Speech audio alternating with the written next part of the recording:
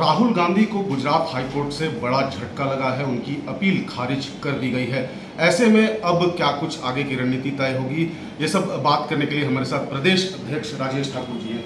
Sir, जिस तरीके से राहुल गांधी को बड़ा झटका गुजरात हाईकोर्ट से लगा है, क्या कुछ आपको बताएंगे? नहीं, निश्चित रूप से दुखद है। और जिस तरह की भाजपा साजिश रचती है, षड्यंत्र रचती है, और जो बोलने की आज़ादी है, जो नीरव मोदी,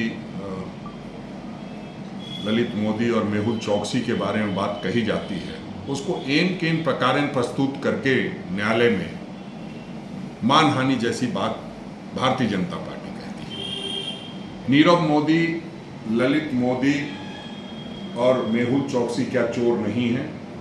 ऐसे चोरों के बारे में अगर कुछ कहना क्या गुनाह है?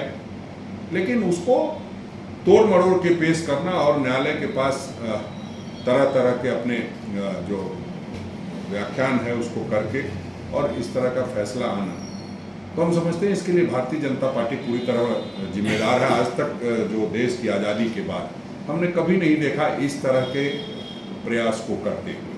हम पूरी तरह से आदरणीय राहुल गांधी जी के साथ खड़े हैं और अंतिम लड़ाई लड़ेंगे। सत्य परेशान हो सकता है, पराजित नहीं हो सकता। हमें विश्वास है जो माननीय सर्वोच्च न्यायालय है वहाँ हम जाएंगे और जो हम सत्यमेव जयते की बात करते हैं वो करते हुए आगे बढ़ते रहें। 24 के चुनाव पर कितना असर पड़ेगा? नहीं, देखिए, इसको बहुत चुनाव से जोड़ के देखे जाने की जरूरत नहीं है। हम समझते हैं कि ये जो भारतीय जनता पार्टी का षड्यंत्रकारी चेहरा है वो लोगों के सामने आ रहा है। आप देखें किस तरह से आदिवासी युवक पर पेशाब किया गया शरीर पर, और उस पर किसी भी नेता का कोई बयान नहीं आया।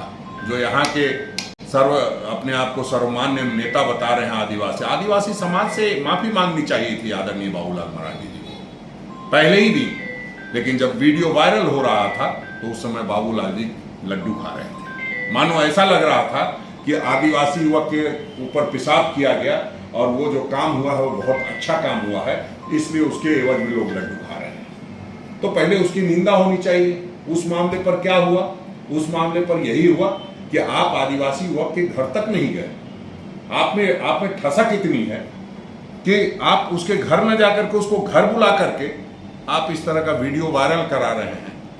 तो आप कहीं ना कहीं इस तरह की हरकत करते हैं। क्या उस तरह की हरकत ठीक है? क्या न्याय ये नहीं होता कि उस आदिवासी युवक के सिर पे मूत्र विसर्जन किया गया, जैसे को तैसे वाली सजा मिलती? तो आप अपने घर पे बुला करके नाटक कर रहे हैं और यहाँ के लोग उसको शेयर करके उसको दिखावा कर रहे हैं। हम समझते हैं देश में एक नई तरह की राजनीति शुरू हुई है और वो देश के लोकतंत्र के लिए ठीक नहीं है।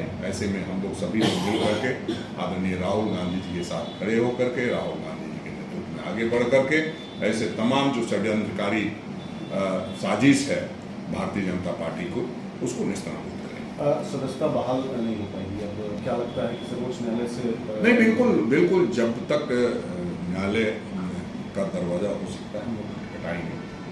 फिर तो आप जानते हैं जनता की अदालत से बड़ी कोई अदालत नहीं होती। ठीक है, प्रधानमंत्री बनना चाहते हैं आदरणीय राहुल गांधी जी, तो कब का बन गए होते। उनकी इच्छा है कि देश में एक सही तरीके से संविधान के अनुरूप देश चले, लोकतंत्र जिंदा रहे।